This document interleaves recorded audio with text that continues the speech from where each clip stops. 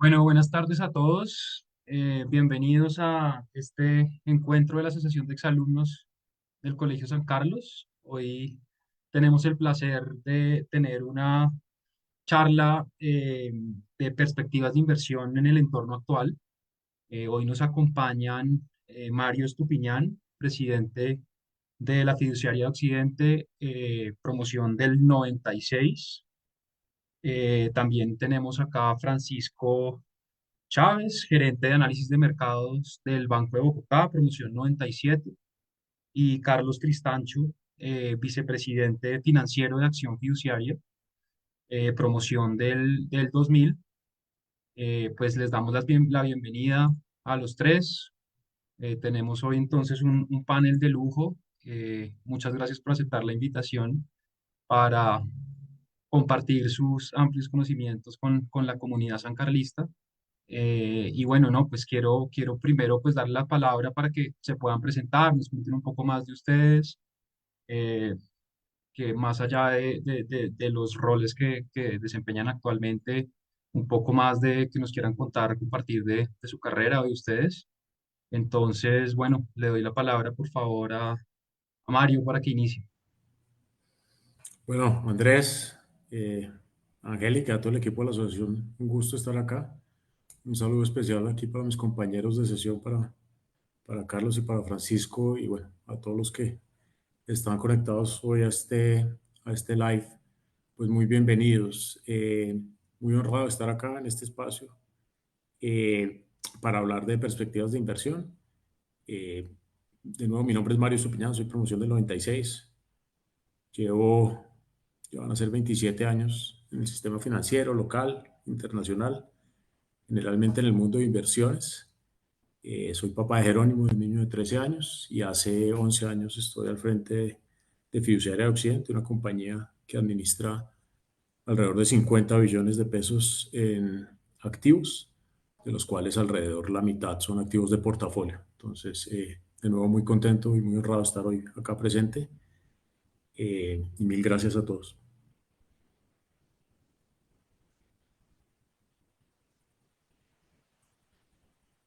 Perdón, Francisco, por favor, continúa. Gracias, Andrés. Un saludo también para Angélica y para Mario y Carlos, con quienes comparto este panel.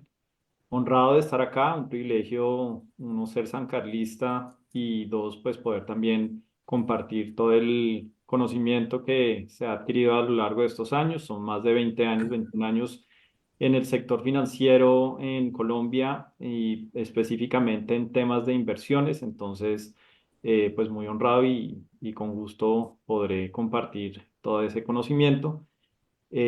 Como mencionaban anteriormente, soy generación del 97, muy orgulloso de esa generación, de todas las personas graduadas y no graduadas que estuvieron a lo largo de esos años en el colegio. Y bueno, ya llevo varios años casados, 15 años casado y tengo dos hijos, uno de 12 años, Mateo Chávez, y uno de 9 años, casi 10, Pedro Chávez. Gracias, Francisco. Carlos, por favor, adelante. Gracias Andrés y Angélica por la invitación. Muy buenas noches también para Francisco y para Mario. Un abrazo. Qué bueno poder compartir este espacio con ustedes. Y muy buenas noches también para todos los que nos están acompañando hoy. Al igual que Mario y que Francisco, pues mi carrera se ha dedicado al mundo de inversiones. Vengo de trabajar casi todos los 20 años que llevo en el mercado laboral trabajando en fiduciarias y mis últimos 12 años dedicado a inversiones como tal, administrando portafolios. Y recientemente, hace un mes, empecé a trabajar aquí en Acción Fiduciaria con un gran reto de también hacer crecer el tema de inversiones y ponerle un poco de toque diferente a lo que se venía haciendo. Eh, Generación del 2000, al igual que Francisco, supremamente orgulloso de mis compañeros, de toda mi generación, de todo lo que se logró durante el colegio y de todo lo que cada uno de mis compañeros ha logrado. Y casado hace 6 años, sin hijos por ahora, y pues feliz de estar aquí compartiendo con ustedes. Bueno, muchas gracias. Entonces, bienvenidos.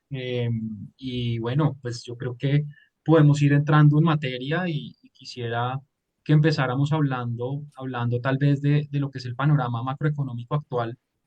Quisiera pues escuchar de ustedes cómo ven el panorama actualmente, cuáles creen que son las variables que están influyendo más en la actualidad en la toma de decisiones de inversión.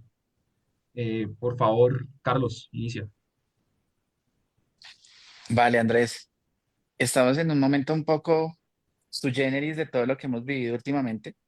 Eh, Básicamente, no podemos darle un contexto tan sólido a las variables macro porque hay muchos otros temas relacionados que vienen estando quitándole el peso de pronto al fundamental, como lo podemos ver siempre. Eh, un tema grande que nos está dominando hoy en día es todo lo que está sucediendo en temas fiscales, cómo el gobierno se viene endeudando de la manera en la que lo viene haciendo y bajo el panorama en el que lo está haciendo.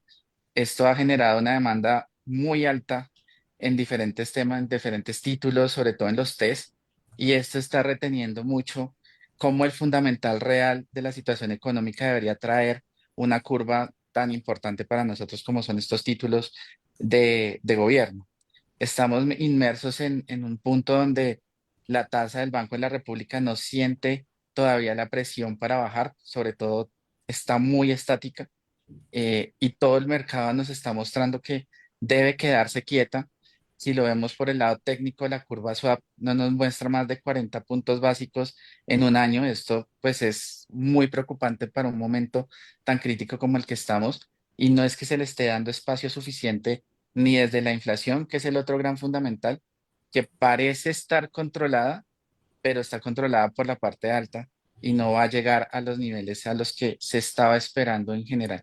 Entonces, estamos en un momento donde toda esta salud fiscal pues nos tiene a nosotros un poco complicados la toma de decisiones, ver realmente macroeconómicamente hacia dónde va el país, pero pues estamos viendo por otro lado que salen unos indicadores muy buenos, como sale el PIB, pero si lo desagregamos un poco, pues vemos que este crecimiento está jalonado por algo que no viene siendo jalonado siempre, y es el lado del consumo, superando el consumo a lo que era estrella en nosotros, que eran ventas de petróleo, y el consumo se da gracias a remesas.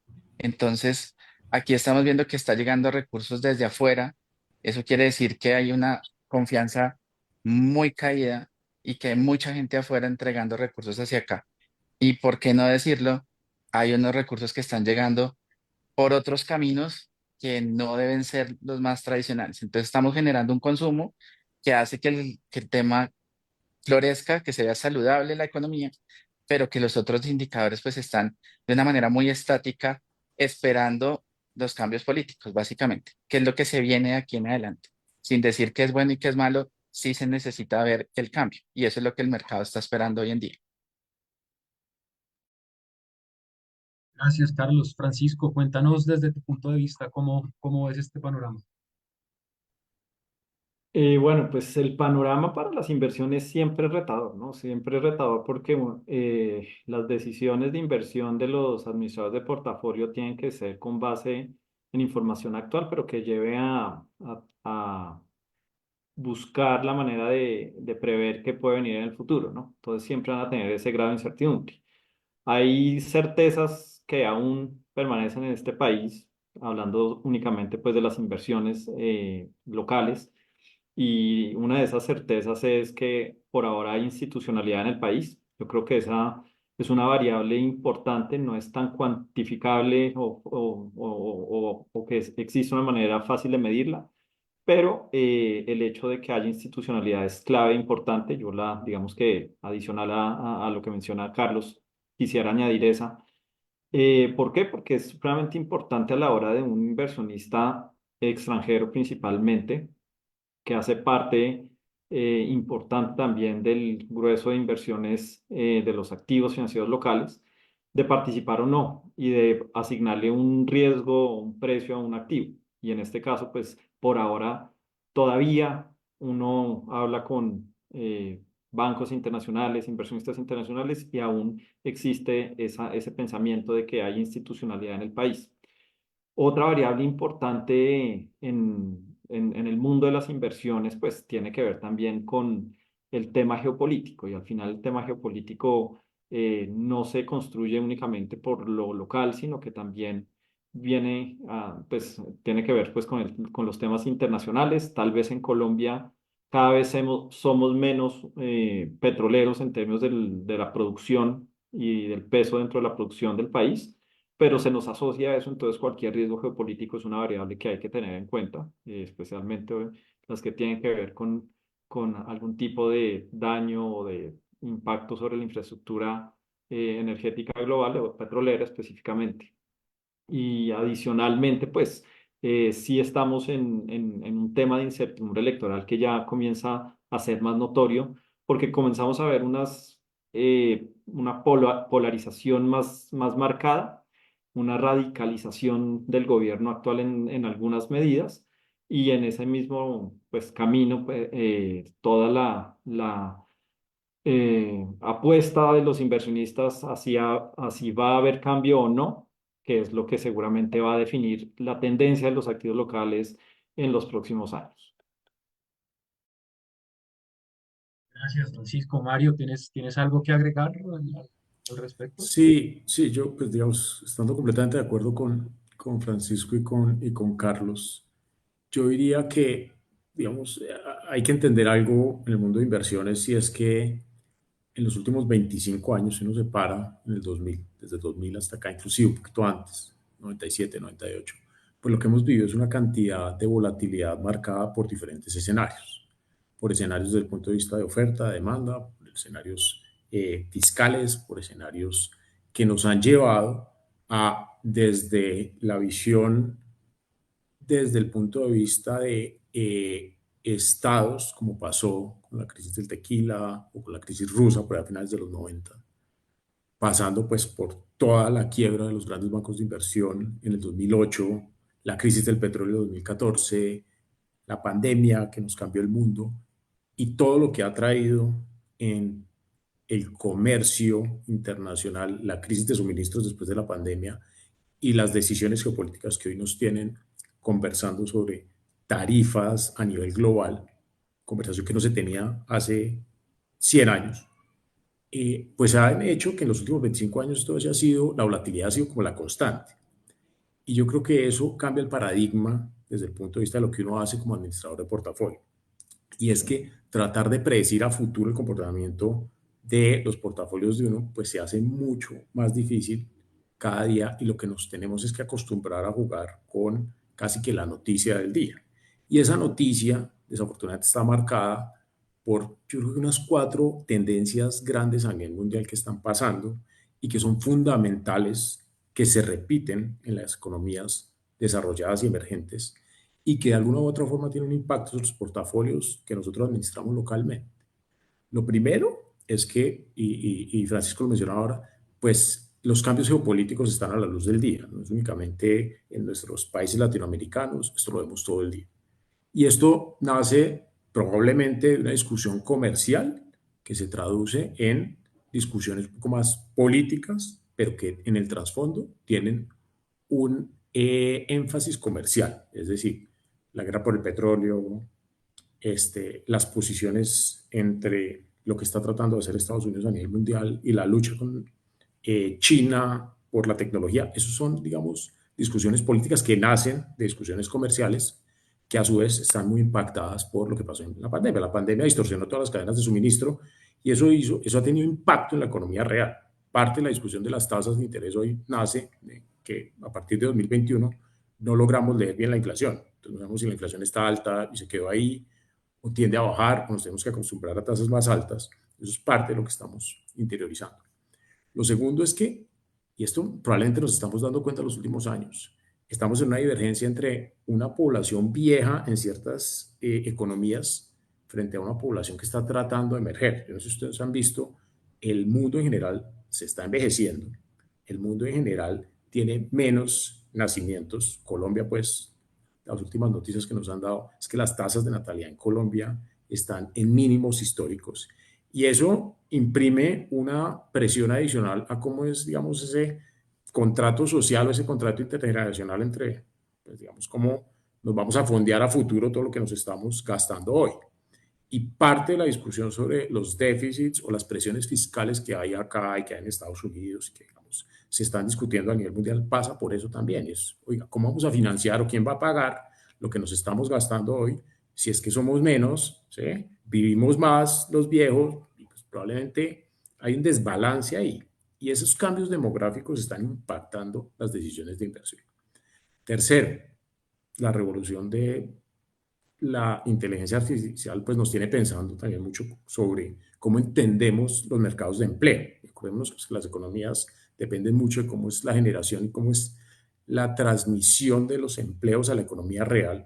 Es un impacto fuerte sobre las decisiones de portafolio en el mediano plazo, porque el empleo pues es una variable, probablemente la variable que uno más monitorea desde el punto de vista macro para entender cómo se van a comportar el resto de los fundamentales. Y el empleo todavía no lo hemos terminado de entender. O sea, y no entendemos bien cómo se está transformando el empleo a la luz de lo que está pasando desde el punto de vista digital y desde el punto de vista de inteligencia artificial. Hoy todo el mundo dice, no, pues es que me van a reemplazar por un robot. Pues no necesariamente es así, pero sí tenemos que entender cuáles son los labores que probablemente nos van a apalancar desde la inteligencia artificial y cómo nos debemos preparar para esto. Es un tema casi que de teoría de evolución y es yo cómo me adapto a las nuevas definiciones que se están haciendo. Y por último, algo que tiene, y es, digamos, tuvo como un tren, pero yo creo que hoy se está, y bajó un poquito y hoy se está volviendo a retomar, es cómo todos estos temas relacionados con sostenibilidad, con gobernanza, están impactando las decisiones de portafolio. Y en ese, digamos, gran menú que tenemos, pues tenemos una cantidad de volatilidad, una cantidad de presiones, gobiernos que toman decisiones probablemente diferentes a las que se han tomado, y en la mitad la discusión sobre la política monetaria. Probablemente hoy la discusión más fuerte que se tiene es la discusión sobre qué hacen los bancos centrales en cuanto a las tasas de interés. Y eso va a marcar mucho el camino de lo que viene a futuro, porque lo que está pasando, y ya bajando el tema colombiano, es que desde nuestro punto de vista, Colombia siempre ha tenido un sano equilibrio entre la política fiscal y la política monetaria. Es decir, habían ido como de la mano. Y si bien son temas independientes, pues probablemente desde el Ejecutivo tenía cierto grado de responsabilidad de cómo voy a endeudar al país a futuro y cómo no sobreendeudo la capacidad de generación del Estado para pagar sus obligaciones, y por el otro lado la política monetaria como tratando de controlar la inflación. Hoy ese balance como que se perdió y entonces estamos aquí gastando, como muchos países están gastando, gastando, gastando, gastando, y eso obviamente pone una presión sobre las tasas de interés que hoy el Banco Central pues no tiene como muy claro para dónde coger, porque esta discusión de tasas de interés, que es la que marca cómo se transmite la política monetaria al crédito, cómo se transmite esa política monetaria a los precios del día a día, pues está muy impactada por algo que el Banco Central no necesariamente controla, y es el ejercicio fiscal.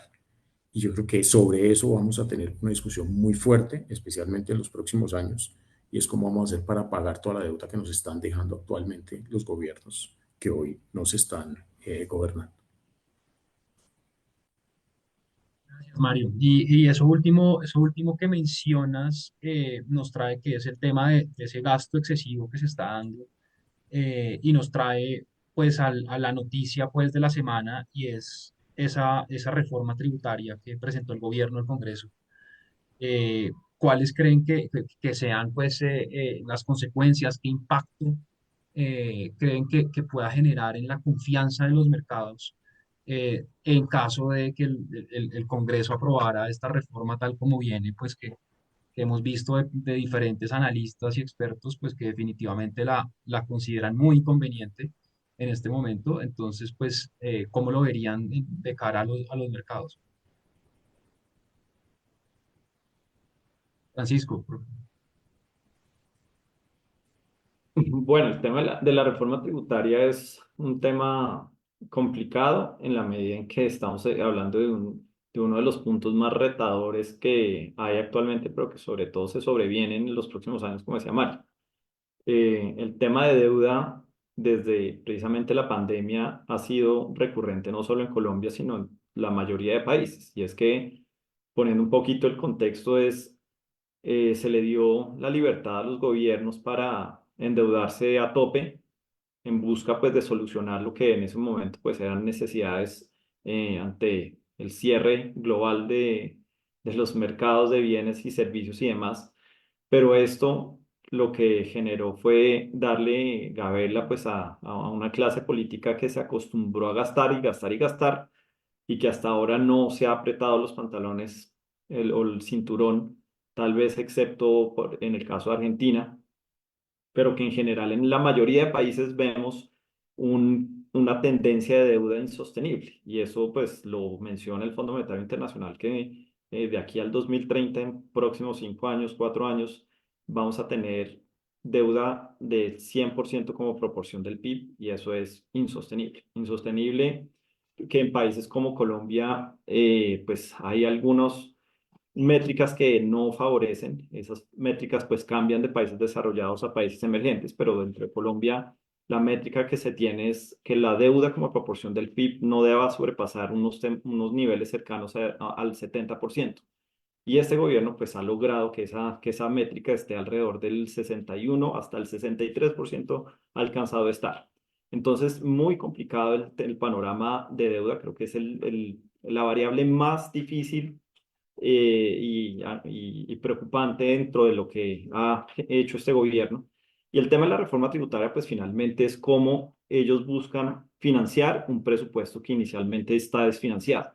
Está desfinanciado uno, pues porque claramente envían un presupuesto abultado para tratar de generar mucho más gasto gubernamental. Estamos en año preelectoral y eso para ellos va a ser importante y pues una reforma tributaria en este momento pues es inconveniente en la medida en que está generando gravámenes que por ejemplo en el tema corporativo estaríamos hablando de un 51% en renta corporativa, la más alta en todo el mundo. ¿Eso qué significa? Un costo de capital elevadísimo que va a retrasar aún más la inversión a nivel pues de las empresas, contratación, por supuesto, también eventualmente afectando en general el crecimiento.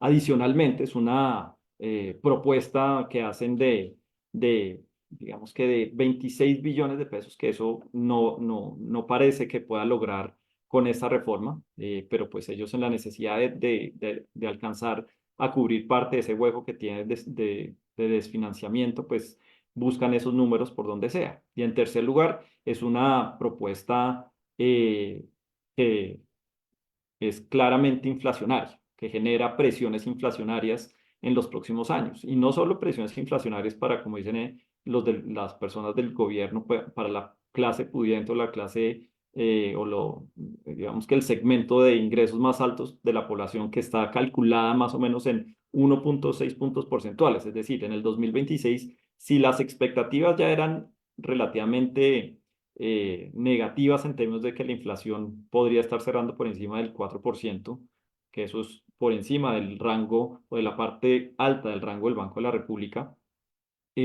Con esto estaremos hablando que la reforma tributaria añadiría 1,6 puntos porcentuales adicionales, es decir, 5,6% de inflación. Entonces, por donde se le mire, es una reforma que no gusta, que no es un buen momento para hacerla, pero pues que también entendemos que el gobierno está tratando de arañar o capturar algunos recursos en esa dificultad que tiene para cerrar esas brechas entre ingresos y gasto. Gracias, Francisco, Mario. Sí, digamos, de acuerdo con todo lo que toca Francisco, solo dos temas adicionales. Uno, pues claramente es una reforma que no se muerta. Digamos, yo creo que desde el punto de vista político, esto es simplemente para dejar la constancia que se presentó una reforma y tratar de desfinanciar un presupuesto que de por sí estaba o entra desfinanciado. Digamos, el principal problema acá, yo creo que es, estamos tratando de encontrar la solución donde no está.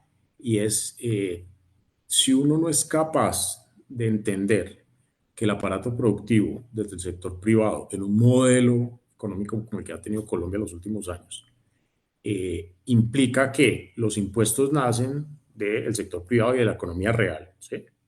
Porque uno puede tener otros modelos en donde el Estado es el principal proveedor de bienes y servicios y es el principal actor de la economía.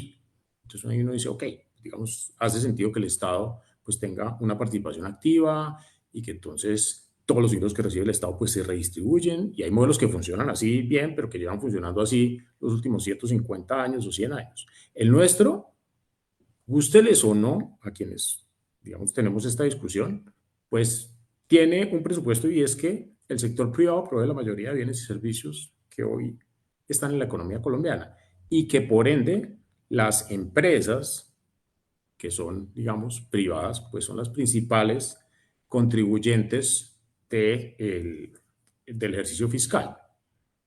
Y si uno tiene en cuenta eso, pues apretar aún más al aparato productivo tiene un efecto, pues probablemente positivo en el corto plazo, y es que, bueno, yo recaudo más, pero los márgenes de las compañías hoy no aguantan una tasa impositiva más alta. Imagínense el mejor negocio del mundo, que de cada 100 pesos uno le tenga que pagar en impuestos al Estado 50 centavos. Eso hace inviable cualquier. Y si a eso uno le suma que estamos en una época en donde los márgenes de las compañías se han contraído. ¿Por qué se han contraído? Pues porque aquí nos endeudamos y las tasas no han bajado como esperábamos que bajaran.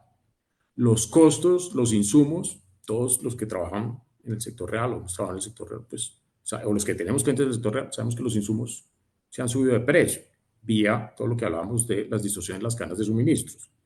O sea, a mí, y no somos capaces, nadie es capaz de trasladar todo ese aumento al consumidor final, pues porque pues la demanda no da. Entonces, si los márgenes se ajustan vía, pues digamos, porque el costo de producción, el costo de ventas, pues se está haciendo más caro. No soy capaz de trasladarle la totalidad de esos incrementos en los costos de producción al consumidor.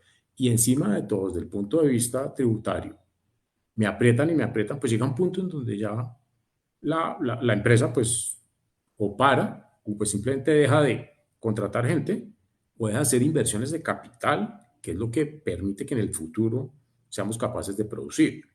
Y eso, digamos, desde el punto de vista macro, pues tiene una consecuencia seria, y es que si nosotros vivimos en un estado en donde no, o en una economía en donde lo único que se hace se gasta, pues estamos condenados probablemente a que en un futuro no haya economía, porque si no somos capaces de producir lo que vamos a generar para gastar en un futuro, y ese es el valor importante que tienen las empresas dentro de un modelo como el nuestro. ¿Verdad? Un modelo como el nuestro no puede darse el lujo de prescindir del sector privado o de apretar tanto al sector privado que no permita que haya una generación real de la producción en el país. Y lo segundo, si nosotros no somos capaces de solucionar el problema de informalidad, ninguna reforma tributaria hace sentido. Colombia históricamente ha tenido una tasa de informalidad alta, ¿sí? Informalidad es, pues, digamos, todos los que trabajan por cuenta propia, a la señora, pues, que tiene un puesto de jugo de naranja en la esquina.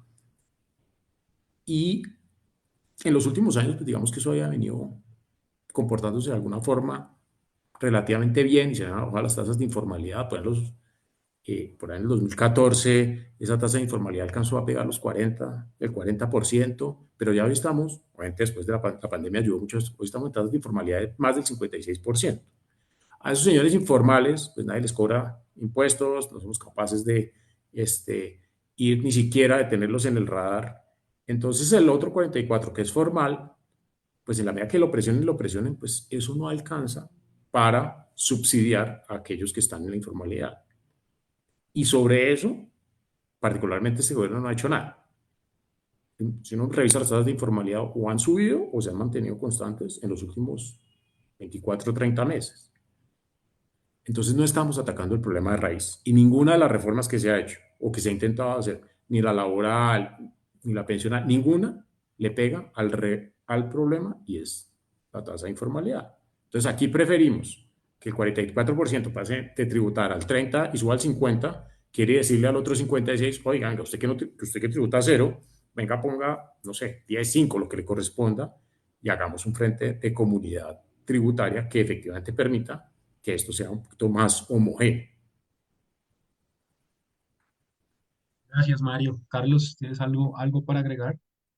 Sí, un poco separándome del espacio de qué pasa si se aprueba la reforma. y teniendo en cuenta la confianza que hay hoy en día en el mercado, el efecto de solo sacarla y presentarla también afecta la confianza de los inversionistas. ¿Qué va a pasar?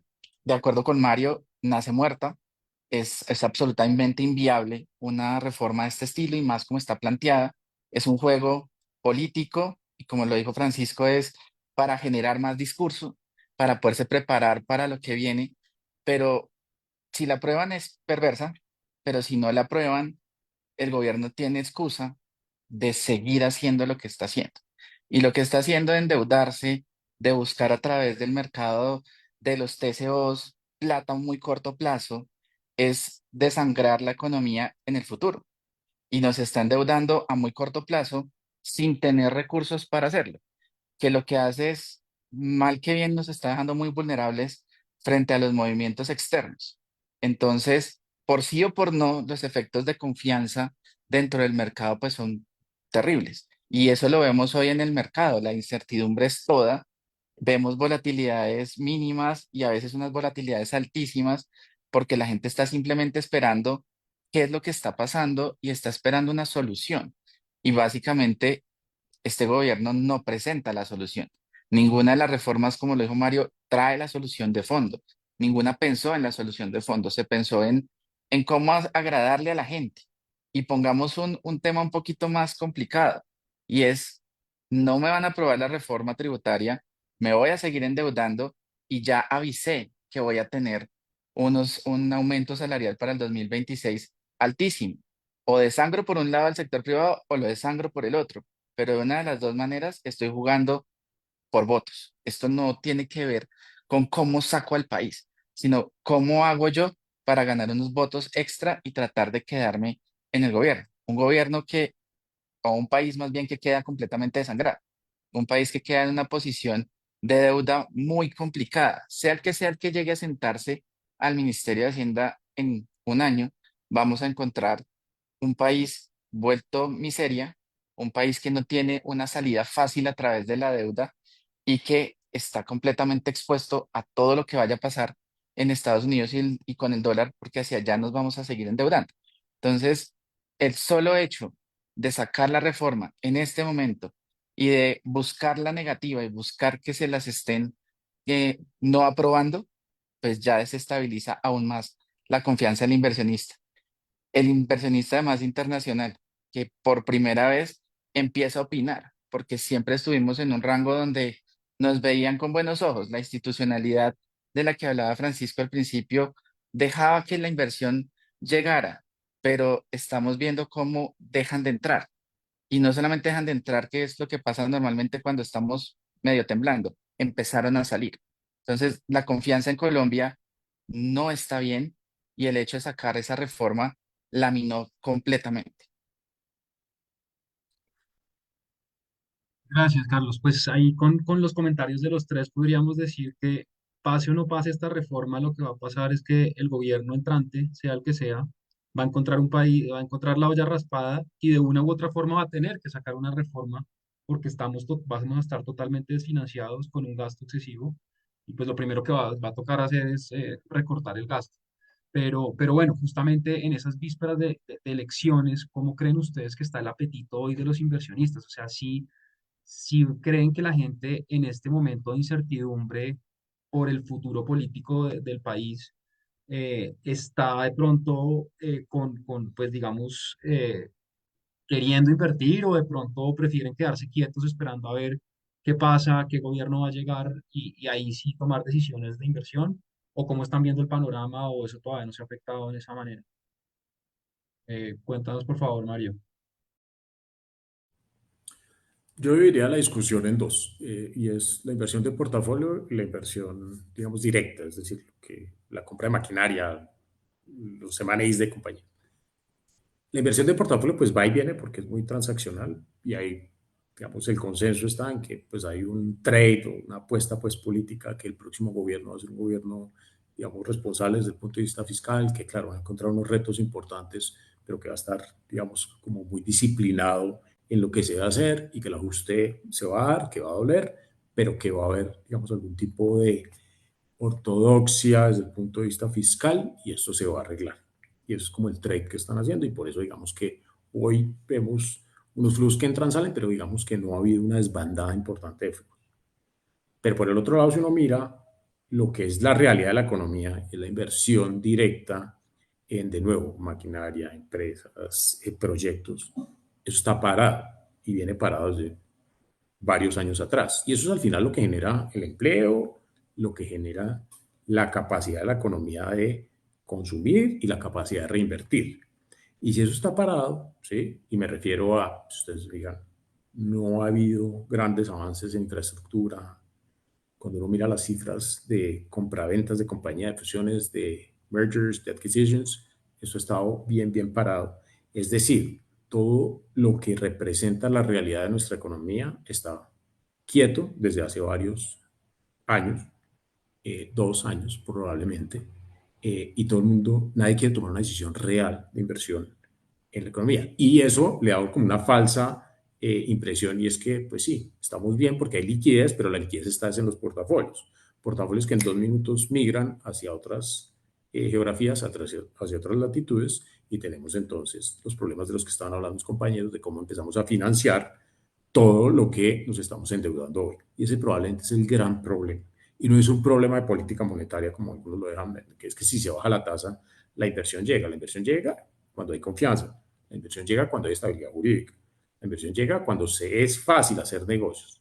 Pero cuando a uno le están cambiando las reglas de juego todos los días, vía proyectos de decretos, vía reformas pues, que son completamente nocivas para el sector real, vía intervenciones, vía ahogamiento del aparato productivo, pues es muy difícil que esa confianza se permanezca y esté. Y una vez esa confianza, digamos, se empieza a lesionar, es cuando empezamos a ver esos flujos moverse hacia otras economías. Y probablemente acá hay muchos que recuerdan lo que pasó en el 99, en el 98 en Colombia, cuando se nos cerraron los mercados internacionales. A Colombia no volvieron a prestar por problemas fiscales parecidos a los que tenemos hoy, por problemas políticos parecidos a los que tenemos hoy.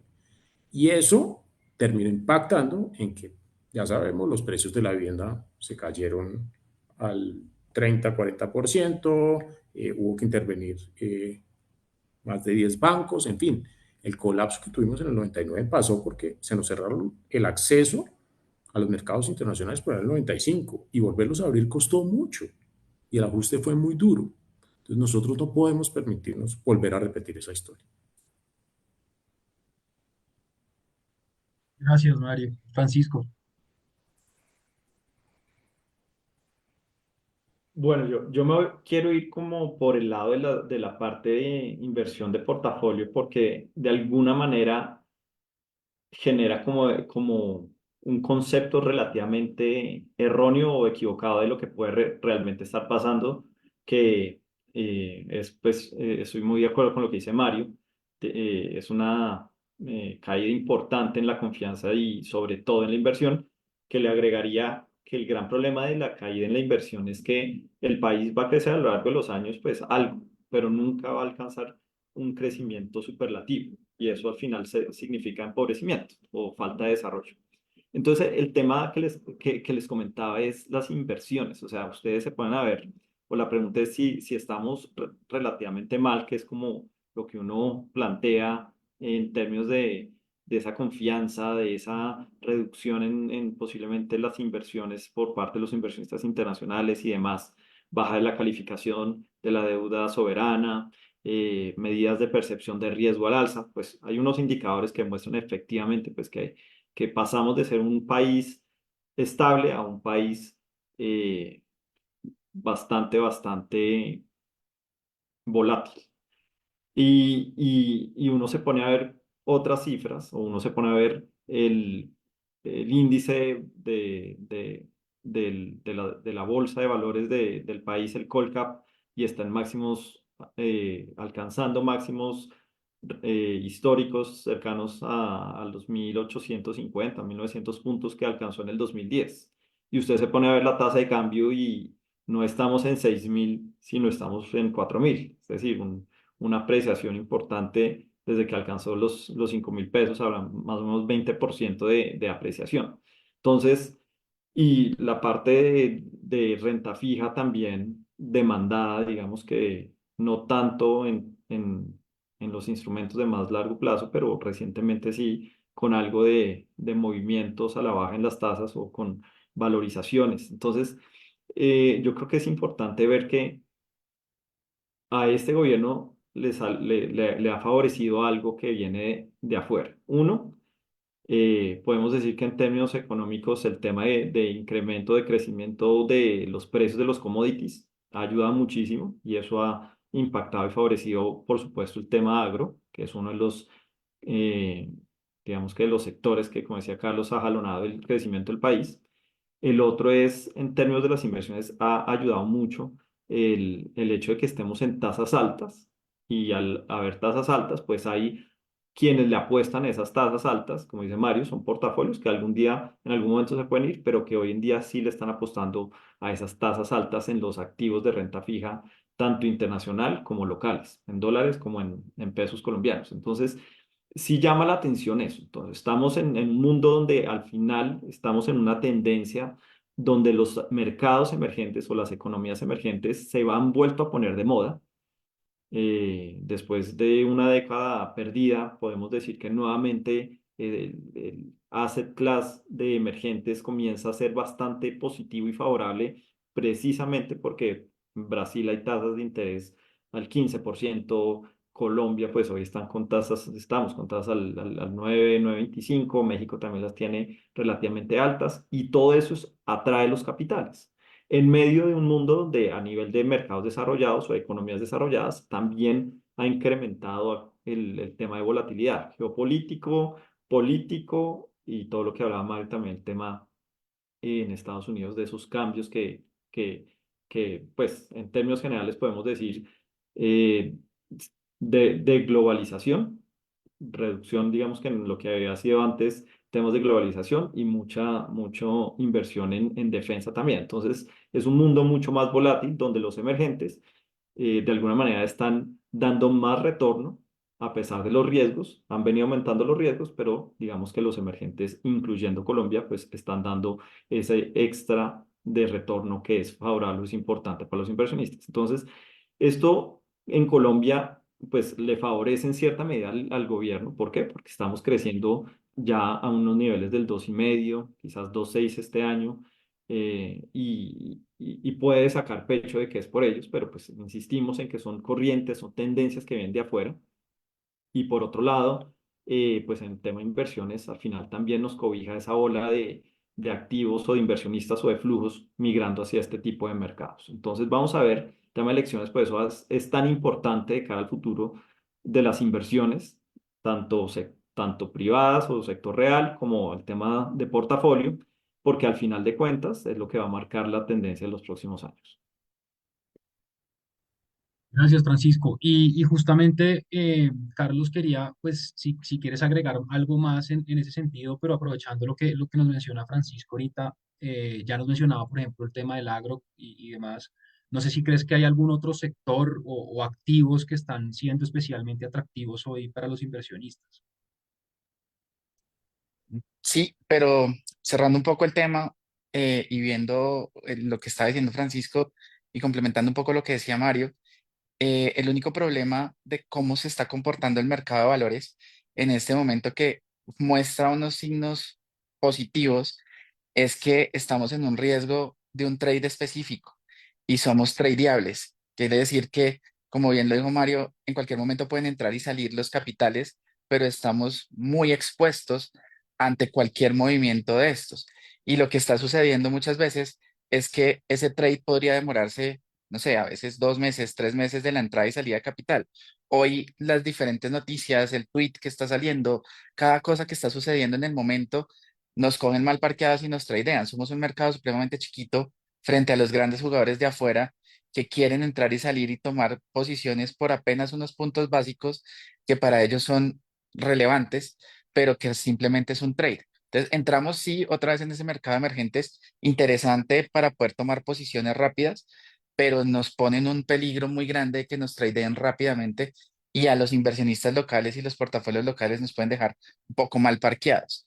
Y con respecto a la inversión directa, ya trayéndolo un poco hacia a los mismos clientes que estamos mirando y manejando nosotros hoy en día, todos los clientes que nosotros vemos están absolutamente quietos, no están a la expectativa de salir, están a la expectativa de qué va a pasar. Y hemos marcado dos pivotes. El pivote de cierre de año, o cierre de tema del Congreso ya hacia finales, mediados de diciembre, donde vamos a ver hasta dónde le van a dar gasolina a las propuestas de gobierno, sea lo que sea, reforma, decreto, todo lo que vaya saliendo, hasta dónde se los dejan poner y el pivote de marzo. Ese es clave y fundamental. En el momento en el que sepamos hacia dónde gira el Congreso y qué es lo que va a pasar, sabremos quién gana, literal, hacia dónde va a tender las decisiones de elección de mayo. Y ese será un momento donde o se fortalece toda la inversión, si está pasando lo que muchos esperamos que pase, o se va a empezar a debilitar y todos los portafolios, como también lo dijo Mario, están acomodados en liquidez. Y eso hace que les quede muy fácil sacar recursos y apague y vamos. Y en ese sentido, volviendo ya a la pregunta que me hiciste, hay sectores, el agro viene siendo incentivado por parte del gobierno, es donde pueden llegar, pero a pesar de que es el espacio donde se puede llegar a invertir, los recursos no están bajando a la velocidad que tienen que bajar. Entonces, hay muchos recursos internacionales, hay muchos recursos que vienen desde multilaterales que quieren bajar a generar una revolución agroindustrial, llamémoslo de esa manera, pero no hay cómo bajarlos, porque todavía la falta de confianza está en cómo vamos a dar ese siguiente paso en el sector agroindustrial. Entonces se está invirtiendo en el agro simple, en el agro sencillo, en la producción que al final de cuentas termina en consumo. Y todo lo que tenga que ver con un consumo directo por la liquidez que existe, por cómo nosotros estamos recibiendo remesas, por donde está llegando el ingreso, pues esto es lo que va a generar que tengamos unas posibilidades de inversión y lo veamos en ese sentido, si hablamos en temas locales, muy hacia el lado donde podamos ver consumo real. Unos podemos apostarle a un poco más a largo plazo con una probabilidad de que este pivote, como les digo, gire hacia donde queremos y el sector constructor puede empezar otra vez a ser interesante, pero en el mediano plazo. Hoy en día sigue siendo ese sector tan castigado que no nos permite que sea la misma locomotora que siempre fue y que tenía un encadenamiento, un eslabonamiento de la economía por el 68%.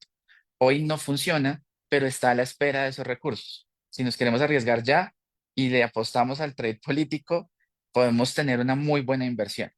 Pero si nos vamos a ver, hay que estar buscando también posibilidades afuera para evitar que nos hagan esos trades locales y estar parados acá. Y si estamos hablando de ver qué tipo de activos ya directos en el mercado de nosotros, en renta fija, hoy en día pues el IPC es el rey. Entre mejor nosotros estemos ubicados en IPC, pues nos va a funcionar, es el que se va a valorizar. Claramente vienen subidas de tasas, no estamos viendo subidas de tasas de inflación, no estamos viendo una inflación que se vaya a acomodar ni cerca al rango meta, entonces ahí hay valorización, pero el problema es que no hay estos títulos en el mercado. Entonces hay sobredemanda, hay una liquidez increíble donde están acomodados en los bancos y los bancos ni siquiera están abriendo captaciones porque no tienen cómo recibir más plata. Entonces, ¿dónde podríamos ubicarnos?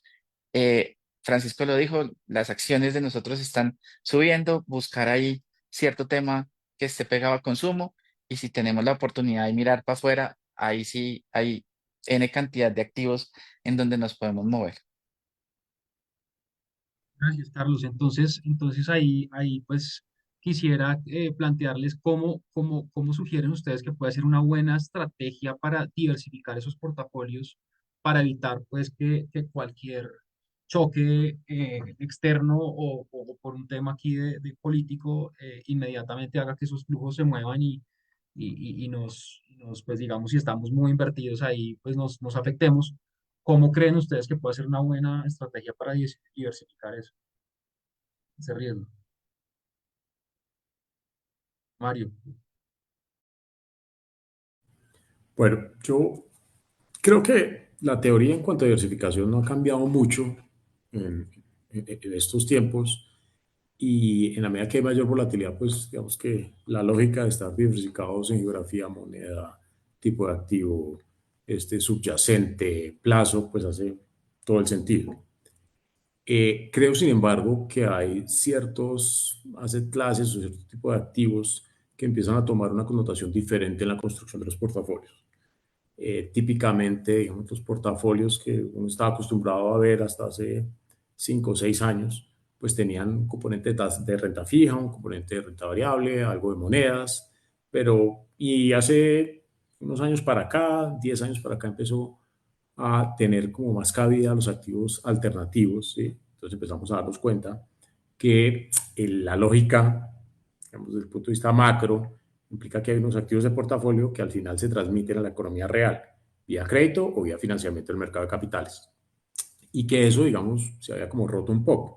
Entonces, todos los activos reales o todas las estructuras que permiten captar recursos de los mercados de capitales y llevarlos a la economía real empezaron a tener una posición un poquito más relevante en la construcción del portafolio. Entonces, ahí empezamos a ver todos los activos inmobiliarios, fondos de private equity, fondos de venture, mucho crédito no pasando por el mercado de capitales que iba a startups o a fintechs. Y ahí empezamos a construir, digamos, un concepto de diversificación un poquito diferente, en donde activos alternativos, activos un poco más correlacionados con el sector real, empezaron a tener una posición importante y yo creo que hoy es válido eso porque nos descorrelaciona un poco de la discusión de activos de portafolio. Pero creo que, y esto es, digamos, a nivel mundial, y en Colombia ya están empezando, digamos, a verse muchas de estas estructuras, lo que llamamos el crédito privado, es decir, el crédito que se sale del crédito tradicional que hacen los bancos, es decir, fondos que entran y financian empresas o financian proyectos y que no son propiamente estructuras bancarias o no se financian desde el libro bancario, tienen como, digamos, una posición interesante. Primero son riesgos que probablemente son riesgos buenos, sino que por la coyuntura actual no necesariamente caen dentro del apetito de riesgos de los bancos. Es decir, compañías que en el mediano plazo son completamente viables porque tienen márgenes apretados, por lo que hablábamos hace unos minutos, pues son sujetos de crédito. Probablemente entonces no son sujetos de crédito a 5 años, como estamos acostumbrados a prestar los bancos, sino pronto son sujetos a 7 años. De pronto son sujetos de crédito teniendo amortizaciones periódicas semestrales o trimestrales o anuales, como estamos acostumbrados a los bancos. De pronto necesitan un poquito más de caja en los primeros años y pueden pagar eso o empezar a pagar el crédito al tercer, cuarto año. Son menos volátiles, porque digamos, dado que están en la economía real, pues no son sujetos a tanta volatilidad como puede tener un CT o un TES que valora todos los días a precio de mercado. Tercero, ya se está empezando a estructurar opciones de este tipo de estructuras con algo de liquidez, que aquí en Colombia, pues digamos, la discusión sobre la liquidez pesa mucho, aquí nos gusta mucho la liquidez y parte que el mercado no se haya desarrollado, digamos, como en otros países pasa porque aquí todo lo queremos tener líquido y no nos gusta mucho la volatilidad. Entonces, digamos, bottom line, existen estructuras y existen activos que pueden empezar a tener un peso en la diversificación diferente a lo que tradicionalmente habíamos visto. No sé qué piensan mis compañeros Francisco y Carlos de esta reflexión.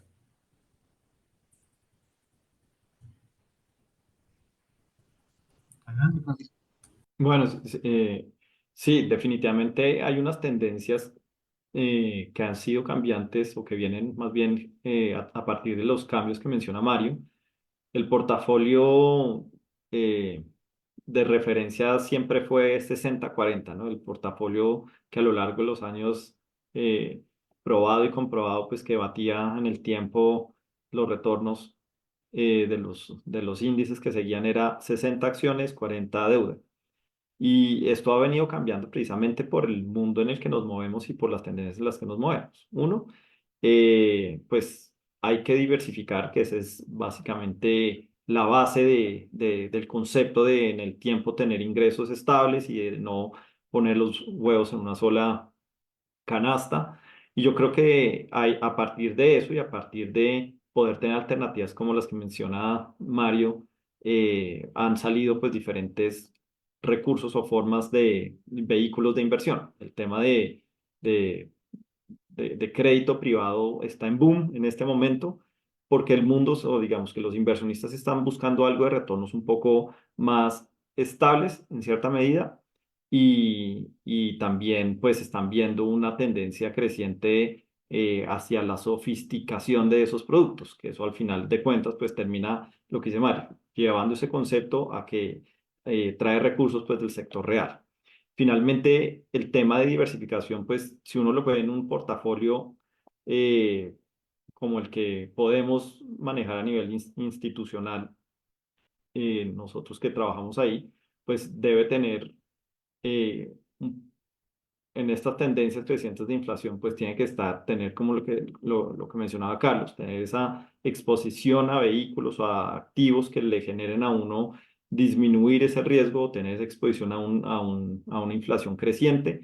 En ese orden de ideas, pues obviamente hay instrumentos en la renta fija que se vinculan a esas variables o a esa indexación, pero también los activos reales. Yo creo que en este momento una tendencia que se ve en el mundo es que por varias razones los inversionistas están buscando activos tangibles, porque la inflación lo que genera es una debilidad, un debilitamiento al final de cuentas del poder adquisitivo de poder tener más adelante los recursos reales y por eso hoy también está en boom poder tener participación en esos activos. De ahí que la gente esté buscando participación en temas inmobiliarios, en activos inmobiliarios y como ya esta sofisticación financiera pues ofrece no tener que usted ir y comprar eh, dos, tres apartamentos, sino que pueda hacerlo a través de fondos, pues esa es una de las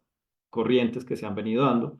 También activos como metales preciosos, metales como oro y plata están en boom y están en boom precisamente por eso. Estamos en yo diría que en un cambio importante a nivel internacional que no sé en cuánto tiempo se dé, pero que estamos como cuando ocurrió todo el tema de Bretton Woods, que al final se convirtió en lo que es el sistema de monedas fiat en este momento.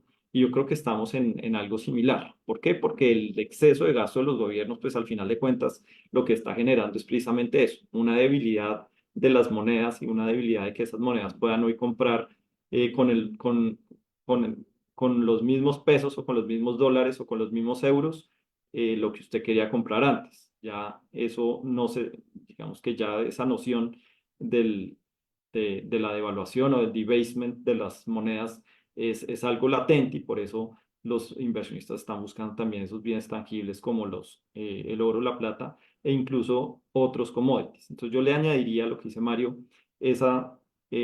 digamos que esos activos también que son bien importantes dentro de esa tendencia actual.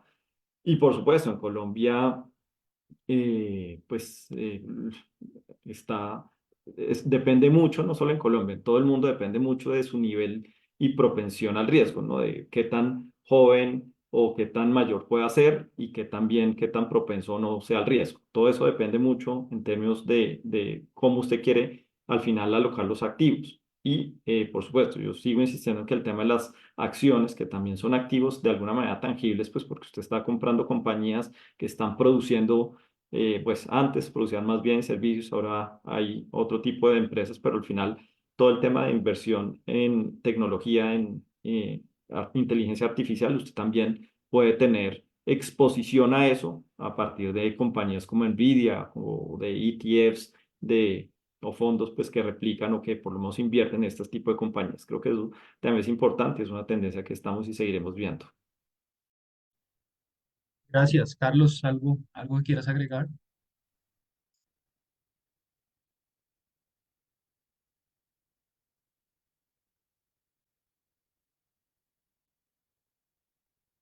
Estás en mute.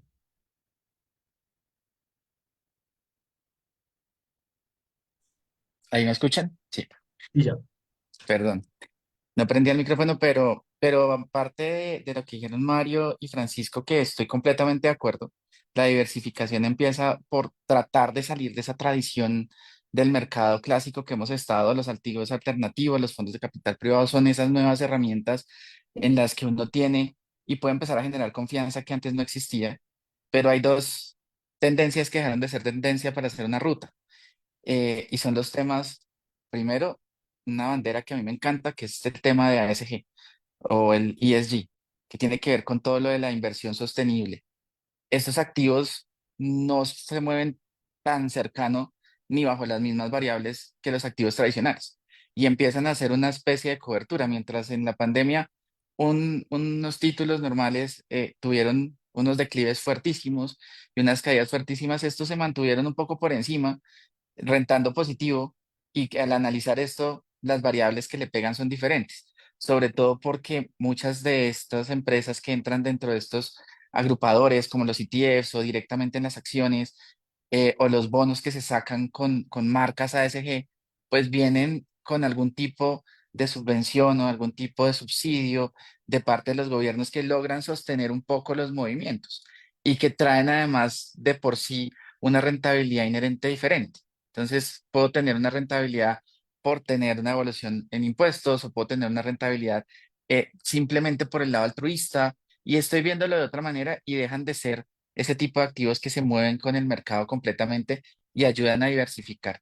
Y el otro lado es contra algo que luché mucho tiempo, pero hoy en día toca tenerlo en cuenta y son esos activos digitales, no caer en el boom de las criptomonedas y donde está el espacio donde han llegado tantas demandas, tantas estafas, sino por el contrario, estar en activos nuevos, criptoactivos y activos digitales que están muy bien estructurados, que permiten que además entremos a un mercado global mucho más rápido y que haya una transición de dinero y de liquidez mucho más rápida entre los diferentes activos. Y hoy en día la tokenización, hay algunas criptomonedas que están muy bien posicionadas. Se están viendo criptoactivos que están tokenizando activos o inmuebles o activos fijos. Y esto empieza a ser una forma fácil de estar en otros mercados bajo el mismo sector real. Entonces, y estos tienen su propio mercado, tienen su propia volatilidad, tienen sus propios creadores de mercado y se mueven un poco diferente frente a lo que se está moviendo el mercado tradicional. Entonces, son posibilidades de cobertura, son activos que nos van a permitir a nosotros diversificar y completar un portafolio que creo que para cerrar un poco la idea, deberíamos tener en un portafolio como tres fases, una o sí, como tres bases, módulos, uno donde estamos hablando de los activos estratégicos y estructurales que están planteados para el largo plazo. Ya ese 60-40 cambió un poco y tenemos unos activos estructurales que nos van a tener una rentabilidad tranquila, unos activos que sean de cobertura, diferenciados, que vayan por otro lado al mercado, como los activos no tradicionales, los que yo mismo estoy mencionando, y una parte del portafolio donde nos atrevamos realmente a ser tácticos, donde no nos quedemos esperando a que simplemente el mercado se mueva, que muchas veces eso pasa, sino donde nosotros podamos tomar decisiones y generar un poco de alfa frente a todo lo que estamos generando nosotros por el mercado. Entonces, cambia un poco la perspectiva de cómo están montados los portafolios hoy en día y hay que darle ese movimiento, como esa holgura y esa facilidad de que haya un trade y quitarnos el miedo, sobre todo en el mercado colombiano, de estar montados en posiciones en muy corto plazo y que si me quedé enamorado de una posición, yo sé que la puedo sacar, tener stops y tener takes profits para poder tomar decisiones rápidas y es hacer una ganancia mucho más sencilla y sacarle provecho al mercado. El mercado está lo suficientemente estático como para poder aprovechar esos pequeños movimientos que existen y eso haría que estuviéramos un poco más diversificados, además de tener esta cantidad de activos que hoy en día están en el mercado disponibles para todos. Gracias, Carlos. Ahí mencionabas y creo que Mario lo había, tal vez al inicio de su intervención, mencionaba un poco cómo hoy muchas de las decisiones de inversión se toman con las noticias del día y eso pues trae también unos riesgos y es que muchas veces pues una noticia que aparentemente puede verse como trágica que va a hacer que el mercado tome una tendencia alcista o bajista, puede ser algo de muy corto plazo que después corrige, pero ante el pánico una persona puede entrar en el momento de vender en un momento inoportuno. ¿Cómo de pronto creen ustedes que puede uno identificar o quitar ese ruido de esas noticias que de pronto son las del día, pero es algo que no va a trascender y cómo identificar tal vez algo que de pronto sí nos vaya a afectar más a mediano o largo plazo y ahí donde sí deberíamos prender las alarmas y ver si debemos salir de alguna posición. No sé si en ese sentido tienen algo que aportar, Francisco. Pues el manejo de la volatilidad sigue siendo todo un tema muy importante pues a la hora del manejo de los portafolios. El manejo de la volatilidad no es porque una noticia afecte mi decisión de inversión, sino porque al final de cuentas esa noticia cambió todo lo que era una estructura eh, pues a la hora de establecer desde el inicio por qué estoy tomando una decisión de inversión hasta el final si se dio o no se dio. O sea, lo que pasa es que últimamente sí ha habido un cúmulo de noticias que han venido afectando de manera más importante los movimientos de los mercados. Quizás uno no puede caer en el tweet de algún presidente o puede caer en al final de cuentas, digamos que noticias de muy corto plazo para tomar decisiones de largo plazo. Pero sí es importante tenerlas en cuenta. ¿Por qué? Porque sí estamos en un mundo cambiante y todo lo que hemos hablado de tendencias, pues que al final definen esos procesos de inversión y esa alocación de activos, pues sí pueden estar cambiando de un día a otro, por lo menos de un año a otro, con cambios de gobiernos, con cambios de políticas, como tema arancelario, con el tema demográfico, pues puede durar un poco más de tiempo, pero al final es un tema que va a seguir.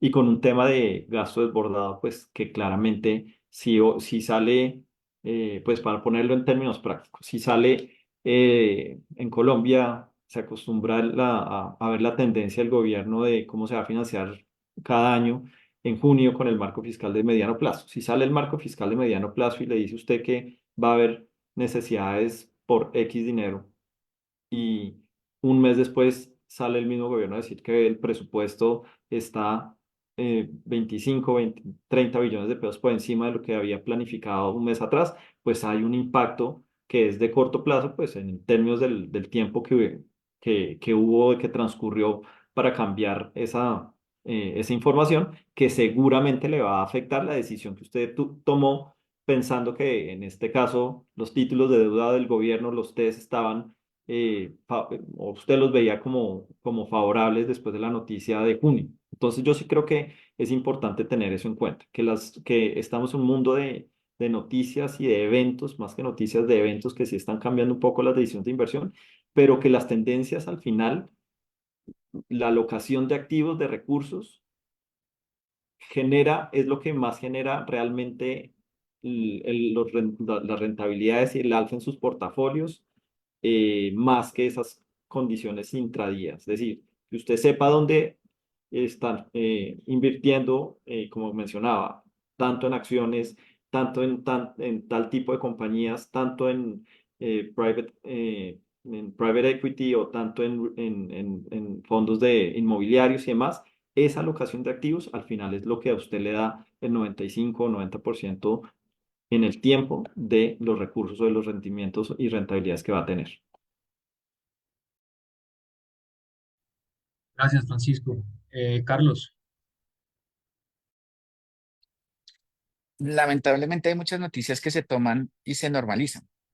Entonces, ya no hablando de la parte interna que nos movemos con el tweet, que ya muy bien lo dijo Francisco, eh, la noticia externa empezó a normalizarse. La guerra dura 5 días, el boom de la noticia.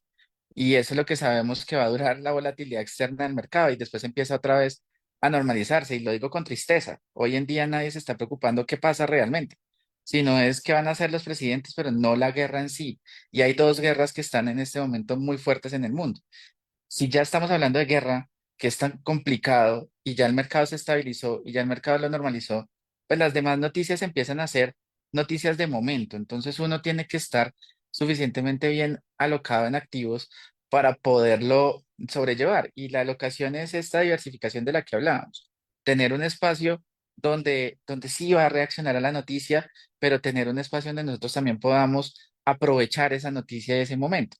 Sabemos que las noticias son mediáticas, sabemos que y hay mil N cantidad de redes sociales transmitiendo la noticia de manera diferente, con posiciones diferentes, unas ciertas, otras mentiras. Entonces eso hace que sea tan rápida la ejecución que uno tiene que aprender o tenemos que saber cómo aprovechar ese momento de su vida y cogerlo ahí si estamos hablando de tasas y esperar a que vuelva y se normalice, o que se cayó un precio en acción porque explotó un oleoducto y estamos hablando de los petroleros, y eso va a volver otra vez a tender a subir porque se normaliza la noticia muy rápido. Y con los tweets locales y con las noticias locales, de pronto ampliando y fortaleciendo un poco lo que decía Francisco, hay que ver exactamente y qué nos afectan las variables más claras en las que nos estamos moviendo hoy en día. Entonces, el momento en el que ya haya algo sea noticia pura frente al tema fiscal, preocúpese, porque ahí es donde realmente cambia un poco la estructura y la tendencia. Mientras sean noticias y rumores de lo que está pasando, la salida de la reforma todavía no es real y lo que se está pasando alrededor son rumores y por eso hay volatilidad. Hay que aprovechar ese momento. Ya cuando sea algo real, ahí sí cambia la tendencia y hay que tratar de mirar hacia dónde lleva uno la estrategia.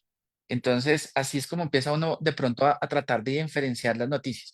¿Cuáles son esas que afectan directamente y el ya y el futuro de las variables más claves que van a estar cambiando en el tiempo? Hoy fue el tema fiscal, hace 3 años o 4 años, 5 años, como pasó de rápido la pandemia, hace 5 años estábamos hablando de la velocidad en la que podíamos comprar las vacunas y estuvimos en una incertidumbre de 6 meses que cambió un poco la estructura. Entonces, sí hay que tratar de identificar cuáles son esas variables, esos temas claves que están moviendo portafolios y lo que realmente afecte, eso es donde tenemos que tomar decisiones. Mientras tanto, es aprovechar la volatilidad y saberse subir en la ola como dicen muchas personas por ahí. Gracias, Carlos. Mario, ¿algo que agregar? No, yo simplemente, digamos, trataría de que una reflexión es la siguiente. Hay, digamos, noticias o hay indicadores de corto plazo que probablemente se convierten en tendencias o se convierten en decisiones estructurales. Y yo creo que ahí hay que diferenciar muy bien qué es el rumor, qué es la noticia que quiere generar algo de volatilidad o qué es efectivamente algo que puede afectar desde un punto de vista estructural las variables macroeconómicas para tomar decisiones en el portafolio. Lo primero es que los portafolios que nosotros administramos en general tienen una perspectiva de mediano y largo plazo. Es decir, esto tiene un objetivo de inversión a largo plazo, el que sea. Desde el punto de vista personal, pues, cómo va a pensionar; desde el punto de vista empresarial, pues cómo va a fondear una inversión a futuro; desde el punto de vista del gobierno, pues cómo va a pagar las pensiones a un futuro. Y eso, como es de largo plazo, pues de nuevo, las variables se van ajustando en el mediano plazo y van convergiendo hacia lo que tiene como objetivo el portafolio. Que la volatilidad se hace plata o se pierde plata, sí, y eso, digamos, es más función como los profesionales que estamos en este negocio de ver cómo capturamos valor en esa volatilidad. Digamos que yo creo que lo que hay que entender muy bien es tratar de dilucidar efectivamente cuando hay un cambio estructural macroeconómico que puede afectar el portafolio. El ejemplo más claro, y esto es una anécdota, es el día que el presidente Petro se puso a pelear con el presidente Trump por Twitter y anunció que no iba. ¿Sí? Eso era un domingo a las 4 de la tarde. ¿Sí? Y entonces uno ahí podía tomar dos posiciones: o paniquearse y decir, bueno, esto aquí, sí, entonces, o esperar a ver de verdad qué iba a pasar, porque lo que iba a pasar era, si la cosa no se arreglaba y de verdad nos cerraban los mercados, pues tocaba empezar de cero. ¿Sí? Y me acuerdo muy, estaba en cine, pues tomé la decisión de, bueno, miro esto saliendo de cine, porque si se arregla, pues bien, y no pasó nada. Y pues ahí el intraday, que por ahí se está negociando a esa hora, este, hay algo de volatilidad, pero bueno. Y si no se arreglaba, pues ya nos tocaba empezar de cero. Y empezar de cero es que, por ejemplo, muchos floricultores alcanzaron a revisar cómo exportaban la flor desde Ecuador y alcanzaron a contratar o a tener conversaciones de, oiga, vamos a llevar la flor por Ecuador para sacarla por Ecuador, porque es que no vamos a poder llegar a Estados Unidos mañana. Esos son el tipo de situaciones que uno dice, ok, aquí sí hay un cambio estructural de lo que vamos a hacer. Y si eso hubiera pasado y nos hubieran cerrado, pues, y nos hubieran impuesto los aranceles que estaban amenazando y de verdad nos hubieran cerrado comercialmente el país a Estados Unidos, pues probablemente hoy ni estábamos acá o estaríamos trabajando, no sé, desde Panamá o desde cualquier otro lado. Eso es el tipo, digamos, de decisiones fuertes que se deben diferenciar. Si hoy amenazo que voy a invadir Venezuela o estoy, es un rumor, ¿sí? Que entender bien si efectivamente ese rumor va a pasar. El día que invadan Venezuela, pues algo va a pasar con el precio del petróleo, algo va a pasar este, estructuralmente en la economía. Entonces, yo creo que lo más importante acá es tener siempre una perspectiva a largo plazo, tener el objetivo de inversión muy claro, ser muy disciplinado en hasta cuándo soy capaz de perder y hasta cuándo soy capaz de ganar de acuerdo a mis objetivos, ya sea personales o institucionales, ser muy, muy disciplinado y dejar que los especialistas que trabajamos en esto, pues capturemos las volatilidades y capturemos pues las ganancias que puedan haber en esas volatilidades. Gracias, Mario. Y bueno, yo creo que para ir cerrando quería plantear un tema y es también cómo en un país donde definitivamente todavía hace mucha falta, no sé, educación financiera, eh, ahorro de las personas que permita pues que también inviertan y tengan su portafolio. ¿Qué recomendaciones le darían ustedes a las personas, sabiendo que, como ya se mencionó anteriormente, tenemos bajas tasas de natalidad, que lo que básicamente van a hacer es que el sistema pensional a futuro se ve bastante incierto? No sabemos cómo los jóvenes de hoy nos vamos a pensionar, donde cada vez hay menos gente aportando al sistema y va a haber una población que se va a estar envejeciendo y que no va a haber quien la sostenga. Por ende, pues las pensiones o van a ser muy bajitas o casi que no va a haber. Entonces, ¿qué recomendaciones darían en ese sentido para que las personas, especialmente los estudiantes y los profesionales jóvenes que nos están viendo, quienes vayan a vernos más adelante en nuestro canal de YouTube de la asociación, eh, cómo empezar desde jóvenes a construir ese portafolio, generar ese ahorro, a siempre estar eh, pensando en el futuro, que a veces es tan lejano que no nos preocupamos, sino cuando nos faltan 5 años para pensionarnos y de pronto ahí ya es demasiado tarde, ya no podemos asumir ciertos riesgos que sí podríamos asumir hoy, ¿no? Entonces, ¿qué recomendaciones darían en ese sentido? Carlos, si quieres arrancar, por favor. Las recomendaciones primero sería acercarse, entender un poco cómo es este mercado de capitales, ser curiosos con los tipos de activos que bien hemos mencionado y muchos más que no nos alcanza el tiempo para mencionar. Empezar a analizar y entender lo que tú estás diciendo, la pensión va a ser una utopía más adelante y entre más jóvenes lleguen a este mundo más difícil les va a quedar pensionarse, pero no es difícil tener un retiro digno. Y el retiro digno va a depender mucho más de lo que yo sea capaz de hacer con la inversión que yo pueda hacer y con el ahorro que yo pueda generar.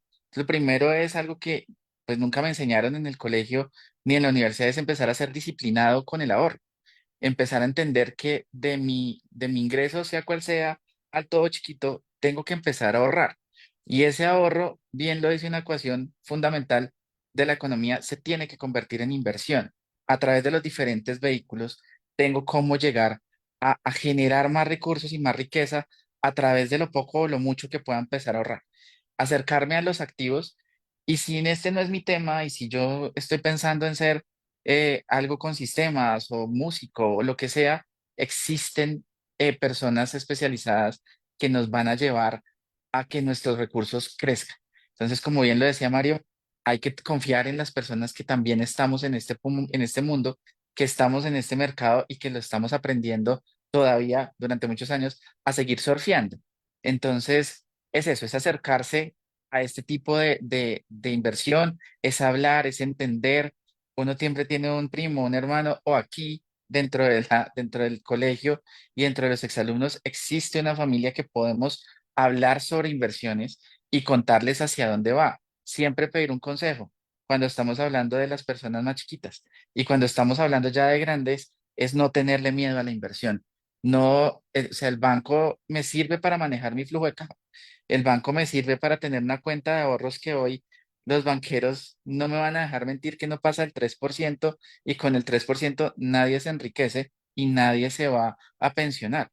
Tengo que perderle el miedo al riesgo, tengo que perder el miedo de buscar una rentabilidad en el largo plazo o en el mediano plazo por encima del 25, por encima del 30, como lo hacen en Estados Unidos. Y entre más me vaya yo envejeciendo y más esté yo creciendo, empezar a bajar un poco ese nivel de riesgo y empezar, pero entendiendo el mercado en donde estoy. Entonces, el consejo claro es analícenlo, piénsenlo, sean curiosos, pregunten a todos los que podamos darles un consejo y empecemos a ahorrar desde lo más chiquito, volviendo la inversión sin que esto se quede metido bajo el colchón en una cuenta que sirve solo para un manejo de liquidez. Gracias. Francisco, por favor, cuéntanos. Bueno, pues yo como banquero no solo ofrezco cuentas de oro, sino también se a buenas tasas, ¿no? Entonces, por si acaso. No, en la misma dirección, yo creo que un portafolio de inversión arranca desde el buen manejo de las finanzas personales. Y eso, como dice Carlos, no se enseña en el colegio. Sin embargo, yo sí creo que son temas que uno debe tocar con sus hijos, con los amigos de sus hijos y con las nuevas generaciones, e incluso uno mismo, pues, tratar de aprender cada día de administrar mejor los recursos. Al final de cuentas, de eso se trata un portafolio. El portafolio, eh, el portafolio personal, pues, al final termina siendo como el cúmulo de los ahorros que uno alcanzó a tener a lo largo de su vida productiva y pues sumado también a lo que los, los padres le pudieron haber dejado. Entonces yo creo que es importante entender que uno, el valor de lo que habla Carlos, yo lo resumiría como el interés compuesto, o sea, el arte del interés compuesto, ¿no? La octava maravilla del mundo que le dicen muchos. De pronto en 1, 2, 3 años no se ve tanto, pero si usted desde joven arranca y tiene esa paciencia y esa visión, el interés compuesto de unos recursos en 20 años, eso es algo que genera riqueza. Eso es al final, pues por eso el que poco a poco ahorra se enriquece. Y eso es una verdad por el interés compuesto. Por otro lado, me voy muy en la línea sancarlista, no hay shortcuts. O sea, no espera enriquecerse de un día para otro como nos enseñó el padre Francis, sino que usted tiene que aprender a valorar cada peso que tiene. Y eso creo que uno lo aprende es cuando trabaja después de horas de desgaste de trabajo, uno sabe que al final del mes tiene unos recursos y que se los sudó y que realmente se los ganó. Y yo creo que uno de joven no lo ve y uno malgasta mucho el dinero cuando es joven y yo creo que es importante tratar de tener una buena medida de qué es gasto pues para temas de entretenimiento en general, pero una gran parte pueda ir hacia ahorro e inversión, que es mucho más importante porque uno no tiene la noción de que en algún día pues va o a tener hijos, familia o que va a ser viejo y va a necesitar de esos ahorros. Al final de cuentas, pues muy en línea también con el tema de que no hay que acortar, tampoco hay que pensar en que hay algo mágico que le va a generar a usted eso. O sea, el valor de trabajar para construir un portafolio, el administrar bien sus recursos y el hacer las cosas bien, no creer que con una sola inversión usted va a lograr construir todo o alcanzar, digamos que riqueza, pues creo que también es importante. Puede ocurrir. Estamos en una época donde, bien lo decía Carlos, hay formas de hacer dinero más fácil o en magnitudes más grandes que en muchos otros años. Eso gracias a la tecnología, gracias a la inteligencia también y el tema de sofisticación financiera que llamo yo. Pero al final de cuentas, usted tiene que ser juicioso y disciplinado en el tiempo para poder construir ese portafolio y que ese portafolio pues al final vaya en línea con sus intereses y perspectivas de mediano y largo plazo, que creo que es lo más importante. Gracias, Francisco. Mario, ¿algo No, más que simplemente quieras para, agregar? para complementar lo que han dicho Francisco y Carlos, yo creo que Gran parte de lo que uno debe tener en cuenta al final, cuando toma o no toma la decisión de participar activamente en el mundo de inversiones o de invertir, pasa por un tema muy de responsabilidad y es nuestra idiosincrasia nos lleva siempre a tirarle el problema a alguien más. Eh, y es algo que también, lo cual el colegio nos enseñó, es a ser accountable, a ser responsables por nuestros actos. La mayoría de las personas, especialmente en nuestros países latinos y Colombia no puede ser la excepción, siempre esperan que en el futuro alguien les solucione el problema, ¿cierto? Entonces, yo no me voy a pensionar, pero pues el Estado responderá por mí. Yo no sé qué va a pasar conmigo en 50 años, pero pues no sé, mis hijos tendrán que responder por mí. Siempre es problema de alguien más. Y en un cambio tan grande como el que estamos viendo, en donde pues, no va a haber gente que nos pague las pensiones, en donde no estamos teniendo hijos, pues ¿quién va a responder por nosotros en un futuro? Nos toca a nosotros mismos hacernos cargo de lo que va a pasar con nosotros en nuestro futuro. Y eso pasa, obviamente, por estudiar, por tener trabajo, pero también pasa porque tengamos claros que uno, la expectativa de vida a nivel mundial está creciendo. La mitad de los nacidos en 2024 van a vivir más de 100 años. Y eso implica que vamos a gastar y a tener que consumir por un periodo largo de tiempo. Si desde hoy yo no me hago responsable de mí mismo en 70 años, en 80 años, probablemente nadie lo va a hacer. Y mi capacidad de trabajo es limitada en la medida que pasan los años y se disminuye en la medida que pasan los años. ¿Cuál es la única forma que yo tengo de no depender de un tercero y de poder tener la vida que me sueño o que quiero tener cuando tenga 80 años? Ahorrar, obviamente, y traducir ese ahorro en inversión, que con lo que están diciendo mis compañeros del interés compuesto y de la diferente tipología de activos o de facilidades que hoy hay, me pueden llevar a tener esa vida que yo quisiera tener.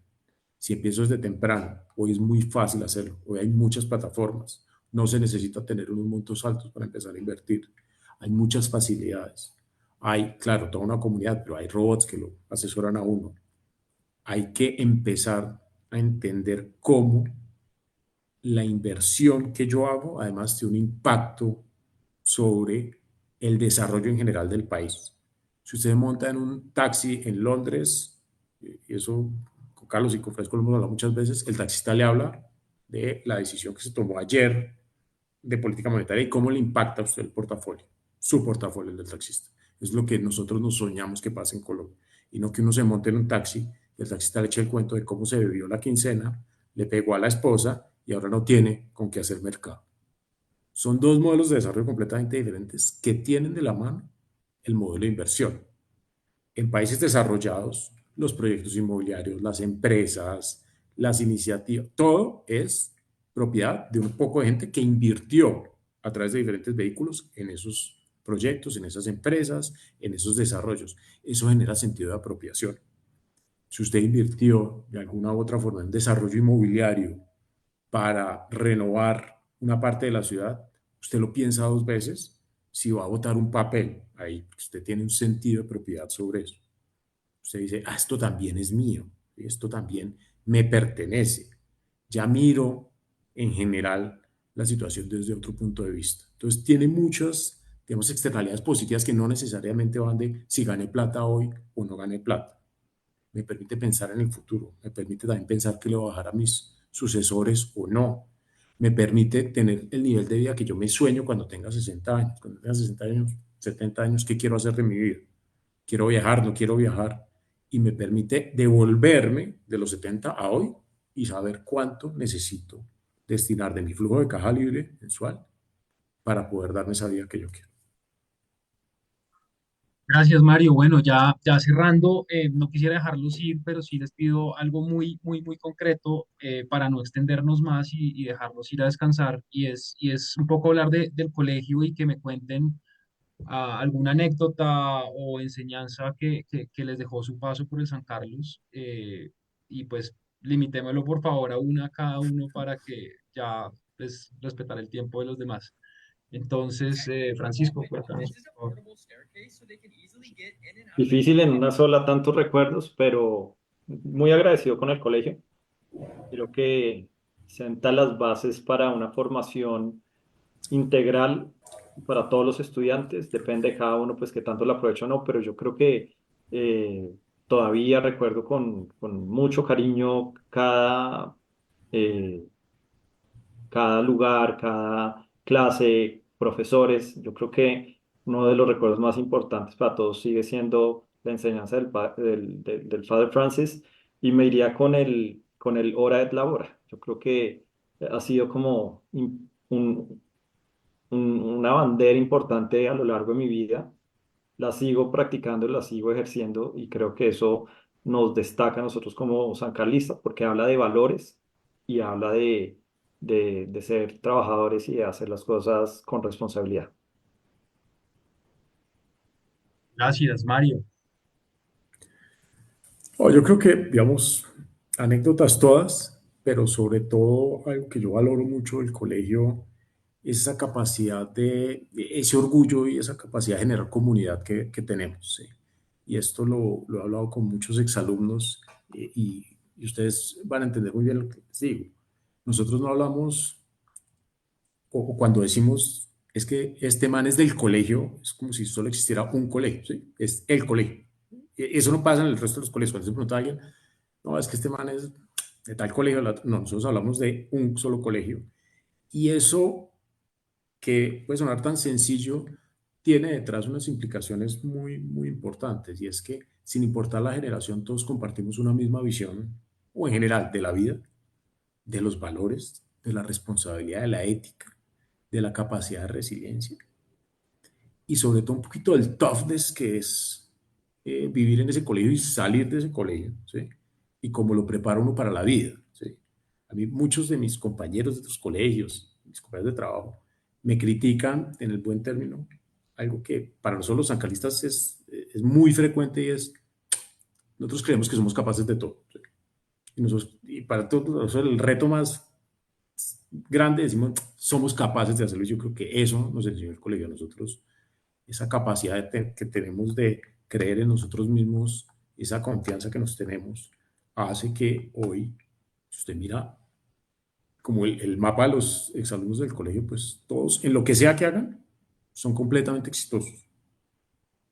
Y eso es lo que yo más valoro del colegio y sobre todo además, encontrarme y poderme sentar hoy con cualquier alumno, de cualquier exalumno, de cualquier generación, cualquier alumno actual, y tener una conversación que no podría tener con otra persona porque eso que nos enseña el colegio y la forma como nos moldea el colegio es algo único, es algo que hemos sido muy afortunados de lograr y que debemos, creo que, explotar y sobre todo agradecer mucho por la oportunidad que tuvimos de ser parte de este colegio.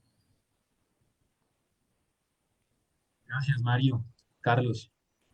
No, igual. Yo me siento muy orgulloso de ser sancarlista.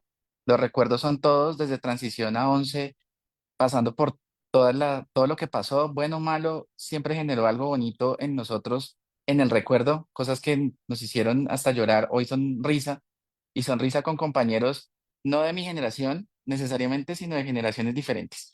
Y empiezo a recoger un poco las palabras de Mario y de Francisco, que en este momento uno empieza a ver. Para mí, por ejemplo, seleccionando gente, pues es una garantía. A mí me llega una hoja de vida en San Carlista, sé quién es, entiendo sus valores, entiendo hacia dónde va, sé que va a ser bueno, porque todos tenemos algo metido en el corazón, que ya lo digo cuál es. Y además se siente hablar con familia y se siente uno demasiada confianza sentado con ustedes, así hasta ahora los esté conociendo, llámese generación del 70 o del 2007, siempre está. Y hay algo que viví tanto como alumno y como profesor, que son las bases que muchos critican y me encanta que me critiquen por eso. Y es que siempre nos inculcaron que nosotros, we're the best of the best. Y cuando eso está la resiliencia de la que habla Mario. Pero también existe un conjunto de valores donde nosotros nos movemos como grandes personas, grandes profesionales en todo lo que hacemos. Nadie se rinde y todos siempre van a buscar de alguna u otra manera el mejor resultado. Pero lo más bonito es que a mí no me enseñaron, you are the best of the best. Es el we. Y siempre que hablamos de la comunidad sancarlista, nos vamos a apoyar y nos vamos a ayudar. así sea, y con Mario más específicamente, que tengo una amistad, eh, no importa lo que haya pasado, uno lo puede llamar así no nos hayamos hablado en meses. Y una llamada, tres chats y ya sabemos que me puede ayudar o simplemente con un consejo. Y eso hace que uno sienta que la familia siempre está al lado y que uno no se sienta solo. Y hoy en día, pues salí del sector público y dentro del sector privado, en todas partes me encuentro sancarlista. Y hacer negocios con sancarlistas es supremamente sencillo. La confianza existe. Y yo busco lo mejor para mi cliente y él va a buscar lo mejor para mí porque ninguno de los dos se quiere hacer daño. Y entonces ese we funciona y ese set de valores que nos dieron a nosotros nos hace ser eso que muchas personas tienen envidia e insisto, nos critican y me gusta que me critiquen por eso porque a veces entra el ego y sale el ego sancarlista que tenemos y sí, we're the best of the best y siempre lo vamos a hacer. Bueno, pues muchas gracias y definitivamente comparto. Soy otro orgulloso sancarlista y definitivamente he sentido a veces que, pues cuando uno ya sabe que es sancarlista, sabe con quién está tratando de una vez, pero me ha pasado que a veces no lo sé y en algún momento por X o Y el uno o el otro se entera que el otro es del colegio y eso es como que cambia completamente la conversación, cambia completamente la confianza que probablemente todavía no había, pero y ya como que se abre, o sea, definitivamente sí es una comunidad que nos apoyamos, que aunque no nos conozcamos o haya una brecha generacional inmensa, como que jalamos todos para el mismo lado y eso es algo que definitivamente que es bien particular del San Carlos. Entonces, bueno, ¿no? Y ustedes, pues quiero agradecerles este espacio, su tiempo, nos extendimos un poco más de la cuenta, pero muy generosos ustedes con su tiempo, con sus opiniones, consejos y definitivamente creo que esta va a ser una charla muy valiosa para que la gente la pueda volver a revisar. La tendremos colgada pronto en nuestro canal de YouTube. Entonces, pues para el que se la perdió, si alguien la está viendo, pues para que recomiende a sus amigos, a sus familiares, para que vengan y la vean. Y bueno, nuevamente, Francisco, Carlos, Mario, muchas gracias por su tiempo. Gracias, Angélica, también por hacer este espacio posible y coordinarnos aquí a todos. Entonces, bueno, los dejamos una feliz noche para todos y hasta la próxima charla con exalumnos.